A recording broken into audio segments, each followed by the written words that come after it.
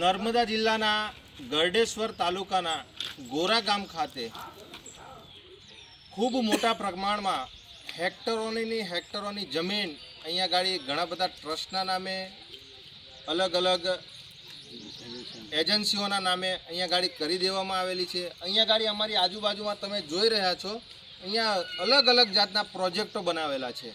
આ જે સર્વે નંબરો છે અને તમામ નકશા સાથે છે, આ તમામ સર્વે નંબરો એ 99 હોય, 101 સર્વે નંબર હોય જેવા વિવિધ પ્રકારના જે સર્વે નંબરો જે નવા છે એ સર્વે નંબરોમાં અત્યારે પણ અહીંયા ગાડી ખાતેદારો અહીંયા ગાડી આ છગનભાઈ રામાભાઈ જેઓનો અહીંયા ગાડી બોજો બોલે છે મંડળીમાં, ભાણદરાની મંડળીમાં।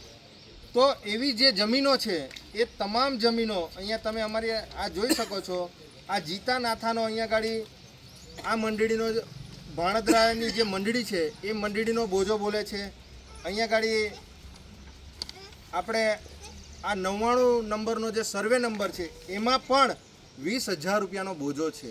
આજે કોઈ પણ જમીન લેવી હોય, એ તમારે લેવી હોય, અમારે લેવી હોય, કે દેશના વડાપ્રધાને લેવી હોય, કે મુખ્યમંત્રીએ પણ જમીન લેવી હોય, તો પણ આજે સંવિધાનમાં અને તમામમાં આજે એ સ્પષ્ટ ઉલ્લેખ છે કે જ્યાં સુધી 1 રૂપિયાનો પણ બોજો હોય એ જમીન કોઈ પણ ખાતેદાર એ વેચી નહીં શકે અને સામેવાળો ખાતેદાર એ જમીન લઈ નહીં શકે। પણ તેમ છતાં પણ અહીંયા ગાડી હાલમાં પણ ખાતેદારોના નામ છે, તમામના બોજા પર અહીંયા ગાડી એન્ટ્રીઓ છે, પણ તેમ છતાં પણ આ ભારતીય જનતા પાર્ટીની સરકાર, આ સરકારમાં બેઠેલા અધિકારીઓ અને નેતાઓ થઈ અને ટ્રસ્ટ બનાવી અને આ તમામ આ આદિવાસી જમીનોને હજુ પણ 1 રૂપિયાનો વળતર નથી આપ્યું, કે એમને કોઈ પણ જાતનો ન્યાય નથી આપ્યો। તેમ છતાં અહીંયા ગાડી કરોડો રૂપિયાના પ્રોજેક્ટો અહીંયા ગાડી બનાવવામાં આવી રહ્યા છે। આ સ્થાનિક લોકો પોતાની જમીનો પર જે આ બાંધકામ થઈ રહ્યું છે ગેરકાયદેસર, એ બાબતે રજૂઆતો કરે છે તો એમની પર ખોટા કેસો કરી દેવામાં આવે છે, ખોટી એફઆઈઆરો કરી દેવામાં આવે છે।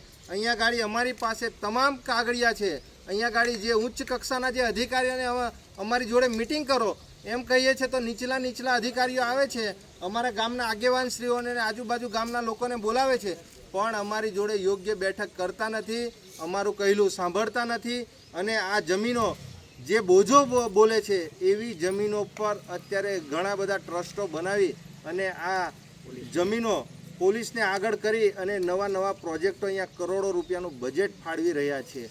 અહીંયા ગાડી જેટલા પણ એ પ્રાંત અધિકારી હોય, એ તલાટી હોય, મામલતદાર હોય, આવા તમામ અધિકારીઓ પણ કાયદેસરની કાર્યવાહી કરવામાં આવે કે બોજો કમી કર્યા વગર આજે કોઈ પણ જમીન કેવી રીતે ટ્રસ્ટના નામે થઈ જાય કે અન્ય એજન્સીઓના નામે થઈ જાય। એટલે આજે આ તમામ ખેડૂતોએ આજે નીચલા અધિકારીને આ લોકો બોલાવીને મિટિંગો કરે છે।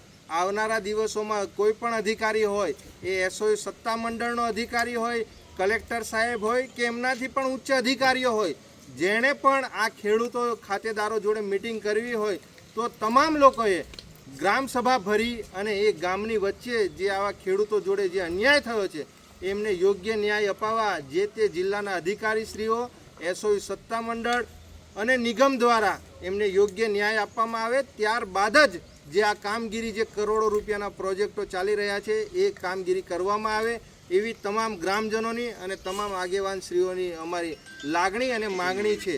આ તમામ લોકોને યોગ્ય ન્યાય મળવો જોઈએ એવી અમારી તમામની અપીલ છે। જય હિન્દ, જય ભારત। નિરંજનભાઈ વસાવા।